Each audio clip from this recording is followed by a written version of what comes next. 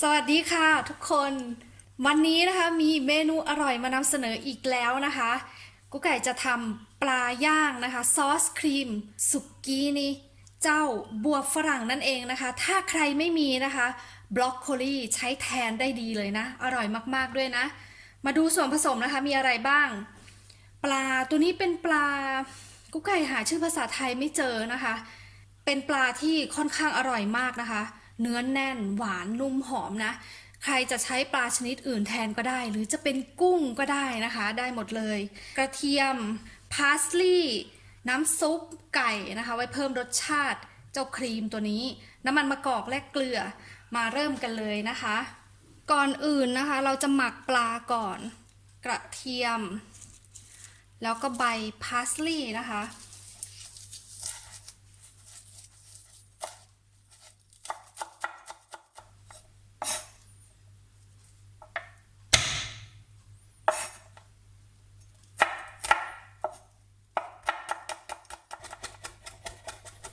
ปลานะคะ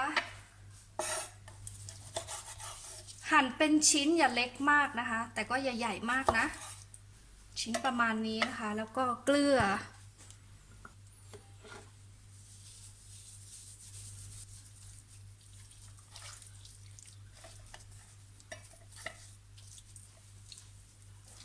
น้ำมันมะกอกนะคะนิดเดียวนะคะพักเอาไว้ประมาณครึ่งชั่วโมงนะคะคราวนี้นะคะกระเทียม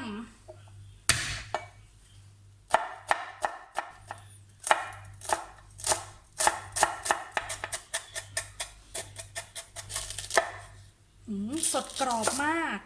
ได้ยินเสียงนี่รู้เลยนะคะว่าสดพันธุ์นี้นะคะอร่อยที่สุดนะถ้าใครคิดจะซื้อเมล็ดมาปลูกนะคะพันธุ์นี้นะ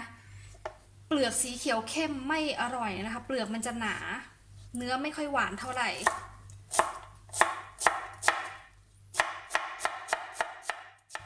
น้ำมันมะกอกนะคะ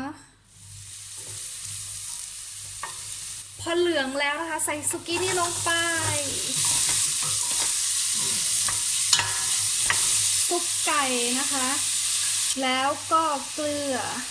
ใส่น้ำลงไปกะให้ถูกนะคะใส่ให้น้อยไปก่อนนะซุปไก่จะใส่แค่ท่วมสุกี้เนี่ยนะคะแล้วก็ปิดฝาพอเดือดนะคะให้เบาแก๊สตุ๋นไปประมาณสัก15 นาทีหรือ20 นาทีให้สุกี้นี่นุ่มนะคะ20 นาทีผ่านไปนะคะเรามาเช็คว่าสุกี้นี่ของเรานุ่มหรือยังนะคะนุ่มแล้วนะปิดแก๊สนะคะปิดแก๊สแล้วปล่อยให้เย็นสักนิดหนึ่งนะคะเดี๋ยวเราจะมาปั่นกันตอนนี้นะคะสุกี้นี้ของเราก็เริ่มเย็นลงแล้วนะกุ๊กไก่จะใช้เครื่องปั่นตัวนี้นะคะวันนี้นี่จัดการเลยจุ่มลงไปซุปที่ได้ครั้งนี้นะคะสำหรับเมนูนี้นะถือว่าเหลวเกินไปเดี๋ยวกุ๊กไก่จะเอาไปตั้งไฟอีกหน่อยนะคะเวลาตั้งไฟนะคะคนไปด้วยนะเดี๋ยวมันติดก้นหม้อนะคะ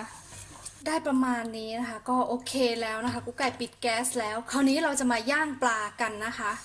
กุ๊กไก่จะย่างปลาในกระทะนะคะตอนนี้นะคะปลาของเราก็พร้อมแล้วครีมก็พร้อมแล้วเรามาจัดจานกันเลยเมนูนี้นะฮารุฮารานะคะ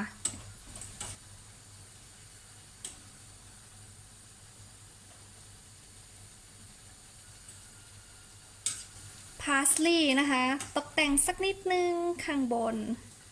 จิ้มลงไปจี้เสียบนี่เรียบร้อยแล้วนะคะเมนูฮารุฮาราของเรานะคะขอบอกเลยนะเมนูนี้นะคะหรูหราขึ้นโต๊ะได้สบายเลยง่ายด้วยนะคะลองทำกันดูนะคะไว้เจอกันใหม่คลิปหน้านะคะสวัสดีค่ะ